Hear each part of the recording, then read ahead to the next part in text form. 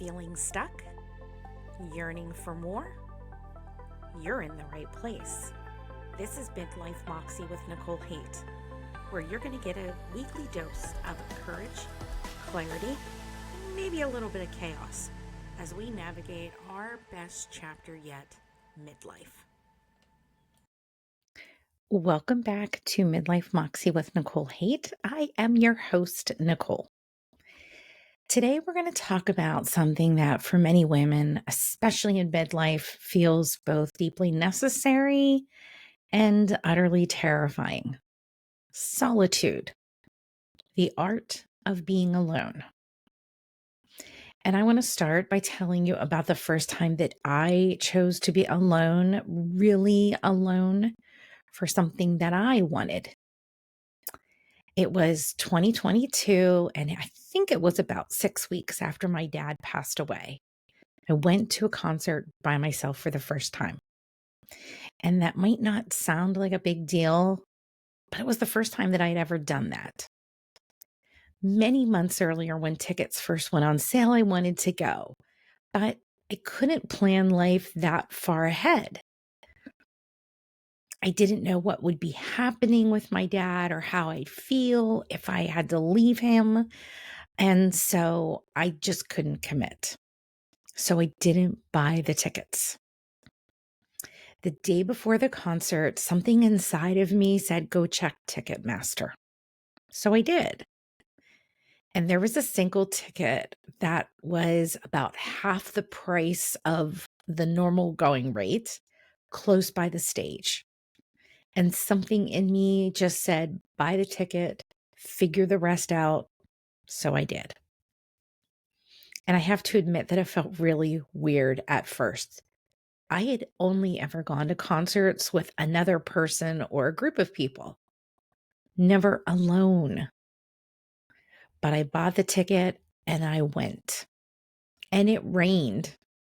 And it was in the middle of summer. It was hot and humid. And I had a great time. I remember standing there, rain dripping down my poncho, surrounded by strangers, and feeling completely and fully like myself. Dancing and singing, screaming a little bit, but I wasn't performing for anyone else. I was just doing it for me. I wasn't managing anyone else's experience that they were having. I was just there in the moment. And that concert and the experience taught me something essential. I can go to places and do things by myself. Sometimes no one will be available, or someone won't want to see the band or the artist that I want to see. And I can just go anyway. I think of it as a date with myself, for myself, doing something I love and seeing someone or a band that I just really want to see. No guilt, making myself the priority. Because here's what losing my dad and my mom the year earlier taught me in a way that I could no longer ignore. Life is short. We get a short time on this spinning rock. And doing what I want when I want isn't selfish. It's essential. It's an essential part of my being. So if there's something that you want to do and you're waiting for someone to do it with you, or waiting for permission, or waiting until it feels less selfish, maybe don't wait. Maybe that thing you're calling selfish is actually essential. Maybe taking yourself on that date, buying that ticket, doing that thing alone, just maybe that's not indulgence. Maybe that's honoring the fact that you're here, you're alive, and your desires matter. Life's too short to wait for permission to do what you want. So, why does solitude become so necessary at this age of midlife? Why does being alone shift from something we avoid to something that we deeply crave? Here's what I've learned both from my own experience and having many, many, many conversations with women that I work with. By the time we're in our 40s or 50s, we've spent decades, maybe 20, 30, or even 40 years building relationships around who we thought we were supposed to be: the good daughter, the supportive friend, the accommodating colleague, the selfless mother. And each relationship was formed around a version of you that was manageable, convenient, palatable for everyone else.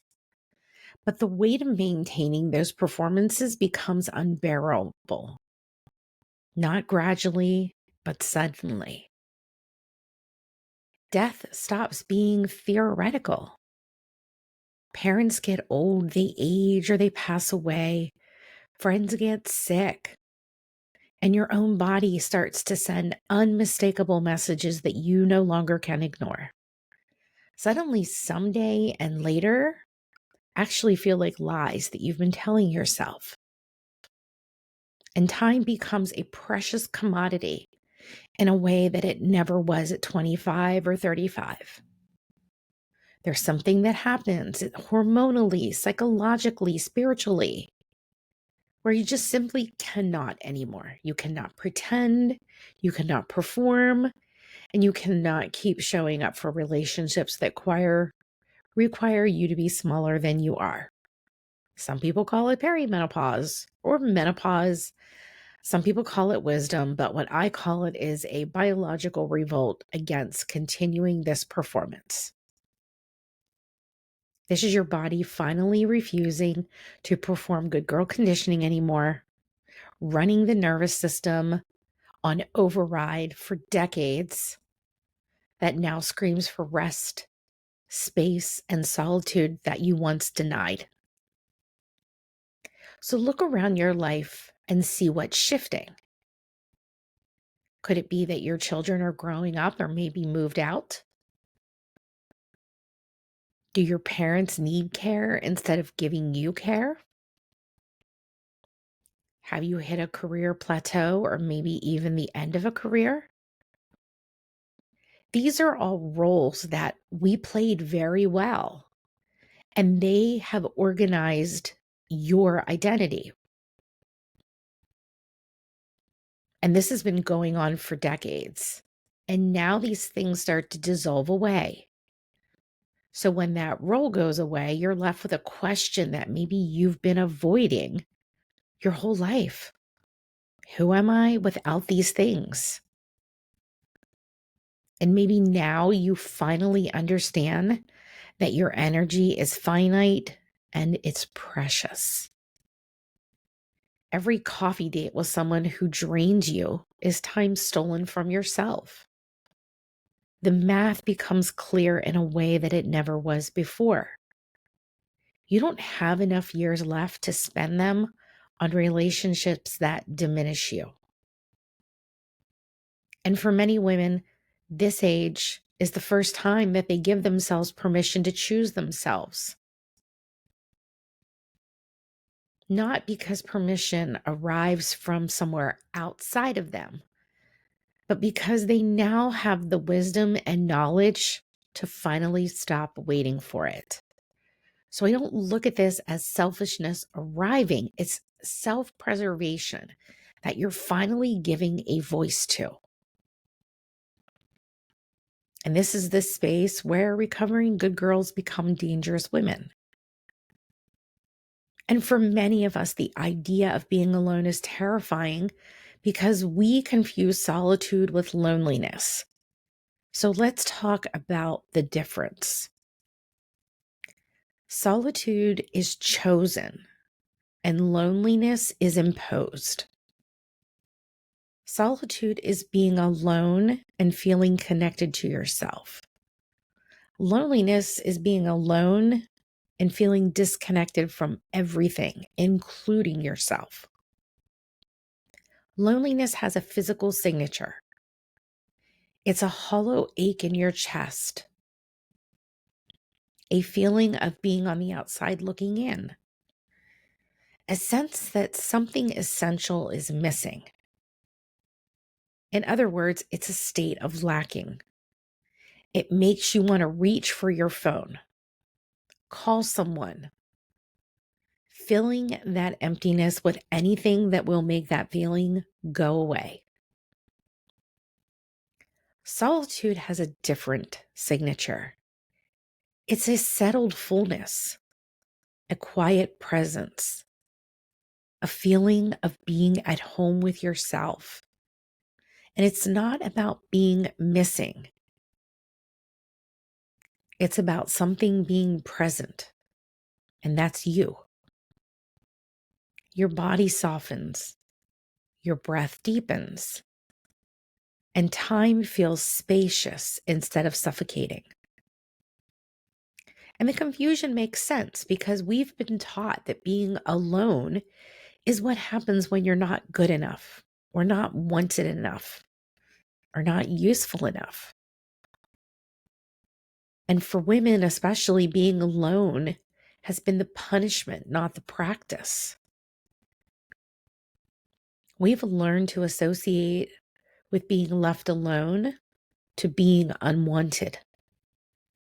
So when we choose to be alone, our nervous system can still register this as a threat, and it can feel like abandonment even when it's a choice.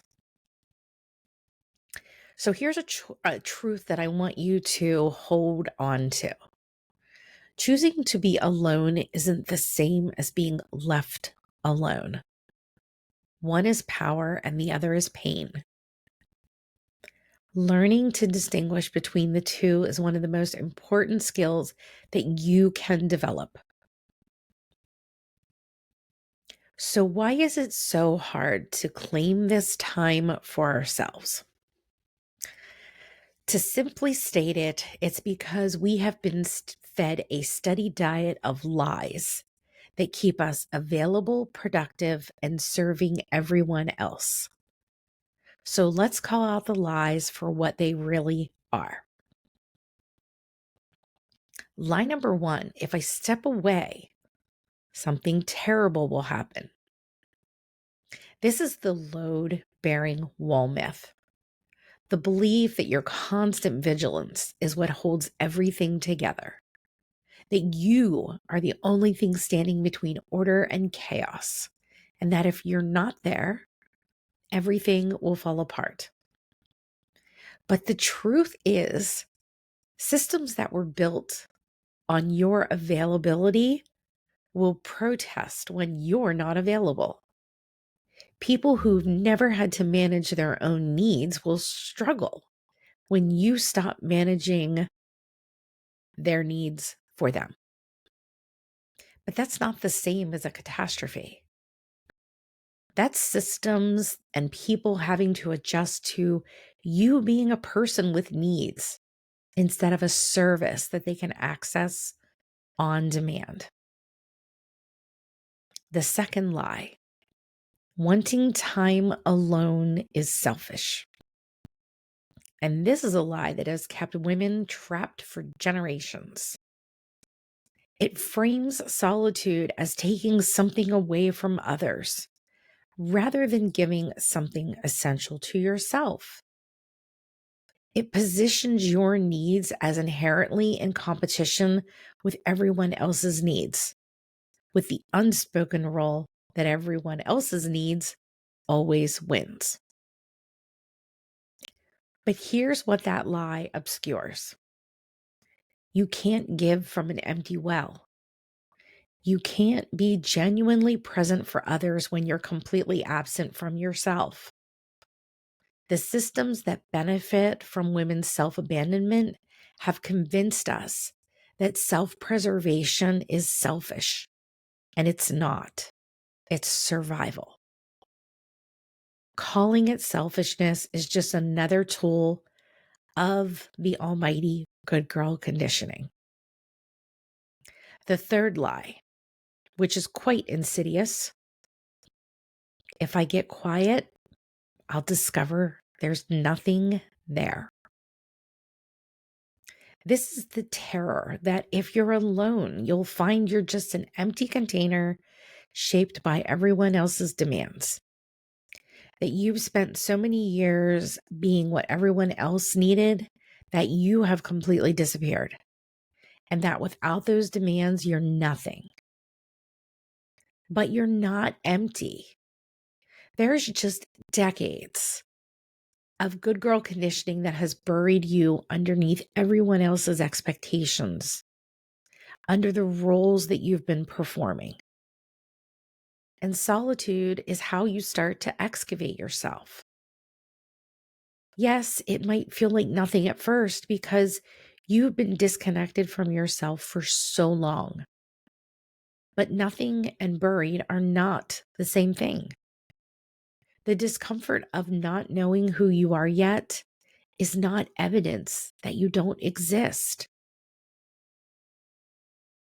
Here are two more lies that work together to keep women trapped. The lie that you'll be punished with abandonment if you claim space for yourself. This fear is based on a lifetime of evidence that a woman's worth is conditional on their availability. Many of us have watched other women being punished for claiming boundaries, labeled as cold, selfish, or even bad mothers. But here's the truth hidden in that fear. If the only way someone will stay connected to you is if you never have needs, never take space, never prioritize yourself, then you're not really in a relationship. You're in captivity. The fear of abandonment is real, but sometimes the thing you're afraid of losing was never really yours to begin with. And finally, the lie that time not producing something is wasted time. And this runs deep in cultures that worship productivity. Solitude that's just about being, about resting, about connecting with yourself without producing anything feels frivolous and dangerous, like playing while the house burns down. But you are not a machine. You are a human being, and human beings simply need time to just be. Time to rest without it being recovery, so you can produce more. Time to connect with yourself without it being self-care, so you can better serve others. Your worth is not measured by your productivity. You have inherent worth just by existing.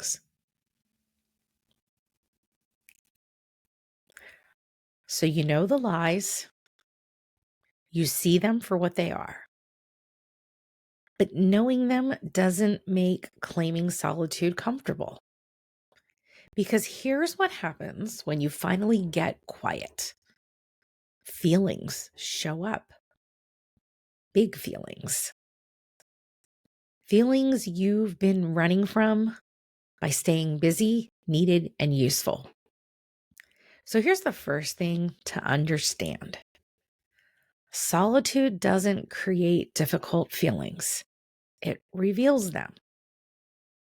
Those feelings have been there all along, humming underneath your constant busyness and availability for others.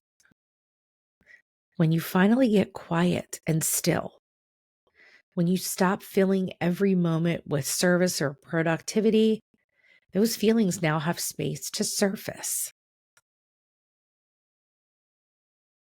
There is rage, maybe about all that you've sacrificed, grief about dreams that you've abandoned, sadness about how lonely you've been even when surrounded by people, the anger at systems that required your full compliance, These feelings are real and they can be intense. The discomfort isn't the problem. The discomfort is the beginning of healing. When something uncomfortable arises, the first practice is to notice it immediately without trying to change it. And this is harder than it sounds because most of us have been trained to fix, suppress, or distract from uncomfortable feelings immediately. But I'm asking you to just notice. Oh, there's sadness. There's anger. There's anxiety. There's grief. Name it if you can, even if you just do this internally. This is rage, or this is loneliness, or this is fear. The naming creates a tiny bit of space between you and the feeling. You are not the rage, you are the person experiencing the rage. And then see if you can notice it and locate it somewhere in your body. Where do you feel this emotion physically? Is there a tightness in your chest? A knot in your stomach? Tension in your shoulders or your jaw? Getting curious about the physical experience of the emotion helps you stay present with it rather than getting lost in the story that your mind is telling you about it. And sometimes that feeling needs expression. If rage is rising, maybe you need to move your body, hit a pillow, go for a hard walk, or even a run. If grief is arising, maybe you need to cry, or a sound of letting that grief out. This lets your body do the physical work of release of that emotion. And other times, the feeling just needs the acknowledgement. It just needs you to sit with it and say, I see you. You're allowed to be here. And this is especially true for feelings that you've probably spent years denying. Sometimes they just need to be witnessed without being fixed, changed, or improved. And over time, as you do these activities, you'll find that something will shift. You'll start to trust yourself with your own difficult feelings. You know that you can handle them because you've done it before. You know they don't last forever because you've ridden them to the other side. You've fallen apart in small, contained ways and then put yourself back together. And this trust is the beginning of change. It means the most difficult feelings become less scary, not because they're less painful, but because you know you can be with them. So you might be thinking to yourself, so how do I actually do this with my busy life? And I want to be honest with you because it's not always elegant work or Instagram worthy. Sometimes it's desperate.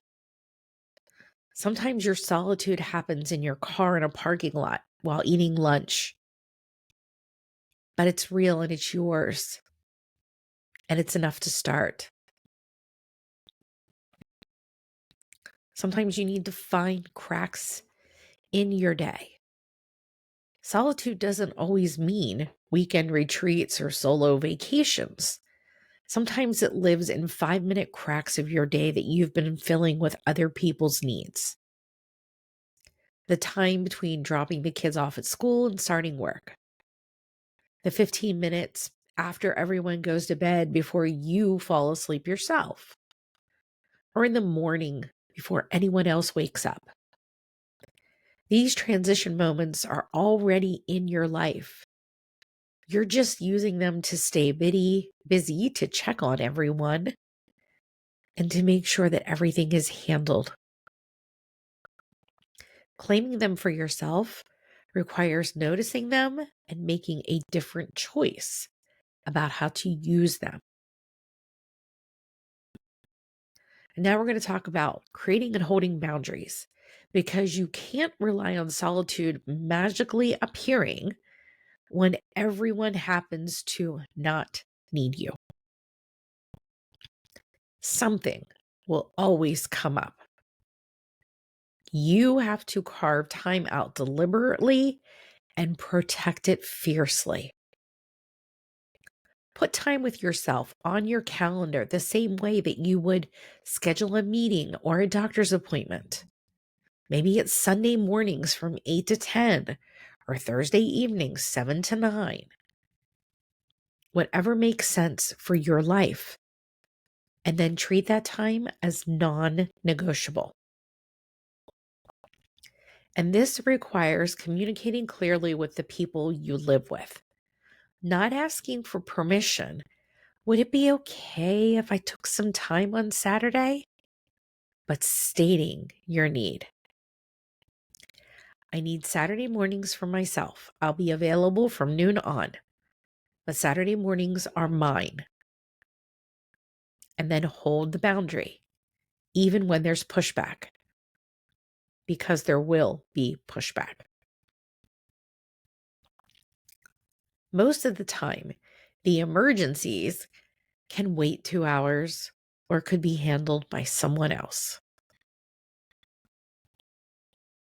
And not all solitude serves the same purpose. Sometimes you need restorative solitude. Your nervous system is exhausted and it needs space to come down from constant activation. That could look like napping or resting or lying on the couch and doing nothing. Sometimes you need active solitude, time alone where you're moving your body, working with your hands, doing something that engages you but doesn't require interaction with others. This isn't productivity. It's about the pleasure of absorption in an activity. Sometimes you need a reflective solitude, time to think, process, write, sit with your feelings or questions that need space and silence to emerge.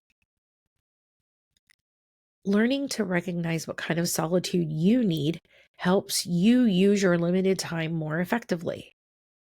If you need a restorative solitude and you spend your time alone trying to be productive, you'll end up coming out just feeling more depleted. So let me be real, the guilt is going to show up every single time, and especially in the beginning.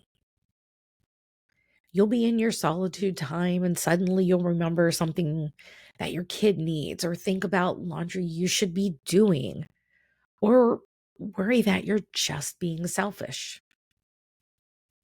This is where you practice staying.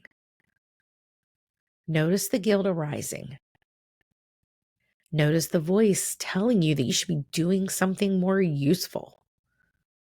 Notice the pull to cut your solitude time short and get back to being available. And then make the conscious choice to stay anyway. When the guilt arises, you can acknowledge it. In your own words, just greet it. For example, you could say, "Hello, good girl conditioning. I see you're panicking that I'm taking time for myself. Thank you for trying to keep me safe by making me useful, but I'm staying." This isn't trying to make the guilt go away. You're just refusing to let it dictate your choices. So let me tell you about a solitude practice that started for me quite some time ago, and it wasn't pretty. It wasn't a really nice meditation retreat or a weekend away. It was eating lunch in my car in a corporate parking lot. So when I worked in corporate, I found that escaping lunchtime and eating in my car became a necessity. Initially, the lunchroom was right next to my office space. It was easy access, which also meant it was easy for people to find me. So I'd sit down after I had warmed up my lunch. Someone would track me down or come ask me questions, or they'd sit beside me to chat about work drama. And honestly, I just wanted to eat my lunch in peace and quiet. So I started going out to my car just a few times a week at first, and then it became more often. And then eventually it became essential. A 30-minute lunch break had to be a quiet escape. No work chatter, no one else, just me and the sound of silence in my car.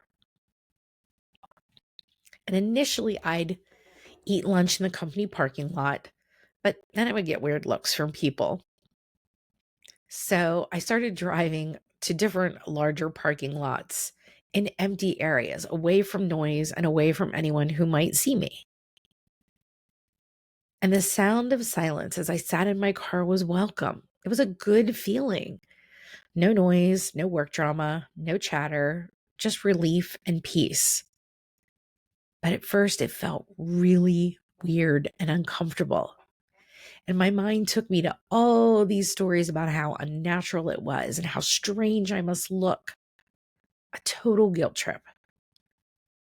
But as I got more comfortable with the practice, I realized that even if just for 30 minutes, that quiet time was helping me reset and regroup to finish the day. Sometimes I'd read or sometimes I'd listen to audiobooks. And I've even been known to take a 10 or 15-minute walk just to clear my head. But the car lunches taught me something.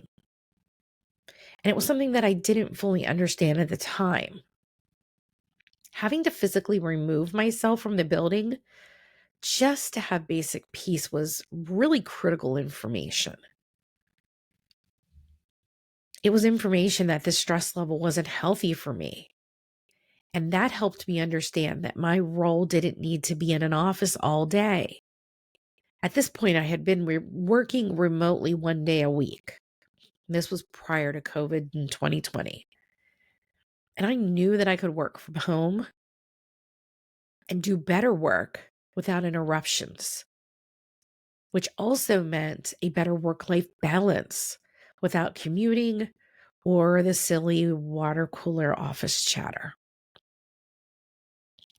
That time in my car helped me understand what I needed to do next. And it was the beginning of me understanding that the system I was in, the one that required what I felt like constant availability, was good girl conditioning disguised in corporate form. And I didn't have to give it. Those lunch breaks were the early beginnings of claiming space for myself, even when it felt weird and even when people might see me and judge. So if you're currently eating lunch in your car or hiding in the bathroom for 5 minutes of peace, or taking the long way home just to have quiet, I see you. That's not pathetic and it's not failure. That's you desperately trying to claim the space you need in a system that is built on your constant availability. And sometimes that desperate claiming of small moments is really where you start to begin contemplating what sacred exits look like. And you might not know it just yet. But that concert I went to alone and the lunches in my car, they were both part of the same practice, a practice of choosing myself, the practice of learning that my needs matter, my desires are valid, and I don't need anyone else's permission to want what I want. Solitude is where you practice being on your own side. It's where you excavate yourself from the rubble of other people's expectation. It's where you move from performing a life to actually living one. And this is what sacred exits truly look like in real time. They're not dramatic. They're not picture perfect for social media. Just a constant choosing of yourself over systems that require you to be compliant. So I'll ask you this question.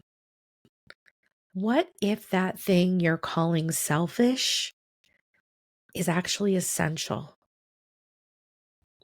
What small moment of solitude can you claim for yourself today? And not tomorrow, and not when things calm down, and not when everyone else is taken care of, but today. Maybe it's 5 minutes in your car. Maybe it's locking the bathroom door. Maybe it's buying the ticket. Whatever it is, claim it. It's not an indulgence. It's how you come home to yourself. I will see you on the next episode of Midlife Moxie with Nicole Haight. Before you go, I want to make sure that you know how to stay connected to this work, because what we have talked about today, this is just the beginning. If you're sitting there thinking, holy shit, she just described my entire life, and you want to know exactly what patterns are running the show in your life, I've created something specifically for you. You can head on over to my website, www.nicolehaight.com, and take the assessment, which sacred pattern is running your midlife.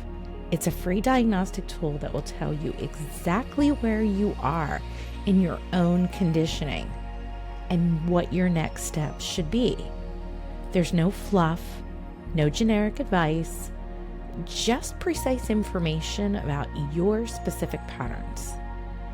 Because here's the thing, you can't interrupt what you can't see. And most women are trying to change their lives without understanding the deeper nervous system conditioning that is actually driving their choices. If you want to dive deeper into these conversations and connect with other women who are also done performing their way through life, you can join my private Facebook group. Link will be in the show notes.